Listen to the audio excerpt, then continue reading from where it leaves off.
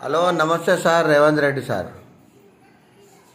మీరు ముందు గెలవక ముందు ఏమన్నారు? ప్రతి ఒక్క రైతుకు 2 లక్షల రుణమాఫీ అని మీరు మాట్లాడారు. ఇప్పుడేం మాట్లాడుతారు? మీరు మాట మార్చినట్లేదా? మాట మార్చినట్టు ఉంది కదా. 2 ఎకరాలు ఉన్నోళ్ళకి అని ముందుగాలంటేనే కదా. 2 ఎకరాలు ఉందని ముందుగాలంటే అది ఒక లెక్క ఉంటుండే, కానీ మీరు అప్పుడు చెప్పలేదు కదా. 2 ఎకరాలు ఉన్నోళ్ళకే ఇస్తున్నావా అంటే మరి నిన్ను గెలిపిస్తురా గెలిపియకపోదురా తెలపవు. ఈ మన పిచ్చోని చేతిలో రాయన్నట్టుగా అయిపోయింది మన పబ్లిక్ సంగతి. విన్నావా? పిచ్చోని చేతిలో రాయన్నట్టు అయిపోయింది మన పబ్లిక్ సంగతి. ఈ వేసిర్రు నీ కోటు, గెలిపించిర్రు, మళ్ళీ ఇప్పుడు మాట మార్చినవు. 2 ఎకరాలు ఉన్నోళ్ళకే 2 లక్షలు మాఫీ అని నువ్వు అంటున్నావు.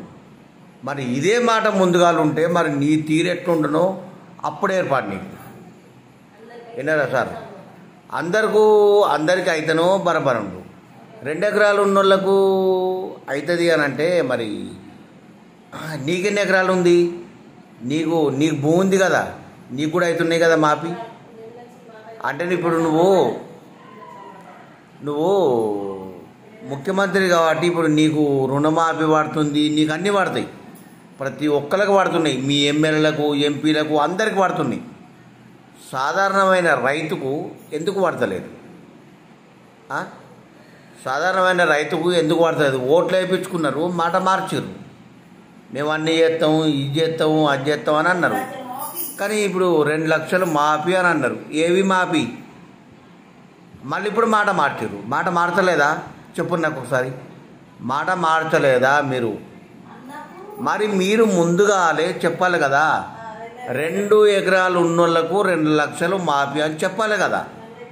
అంటే మీరు గెలవాలని ప్రతి రైతుకు 2 లక్షలు రుణమాఫీ అని అన్నారు.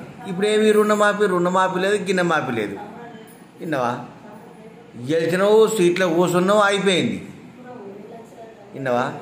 ప్రతి ఒక్కరికి 2 లక్షలు మాఫీ అయినాయి అని అంటే సంబరంగా ఉంటారు, మళ్ళోసారి నిన్ను గెలిపిస్తారు. ఇప్పుడే మీరు గిన్నె వద్దరు అన్నాక ఇక ఎట్లుంటుంది? విన్నారా? దేనికైనా కానీ సార్ ముందుగాలే ఆలోచించి నిర్ణయం తీసుకొని మీరు మాట్లాడాలి. విన్నారా? ఇప్పుడు మీరు ఉన్నోళ్ళందరికీ ప్రతి ఒక్క రైతుకు రుణమాఫీ 2 లక్షలు అని అంటారు. మళ్ళీ ఇప్పుడేమంటారు మీరు? చెప్పుర్రి, ఇప్పుడు ఏమంటారు? ఇప్పుడు అంటారు 2 ఎకరాలు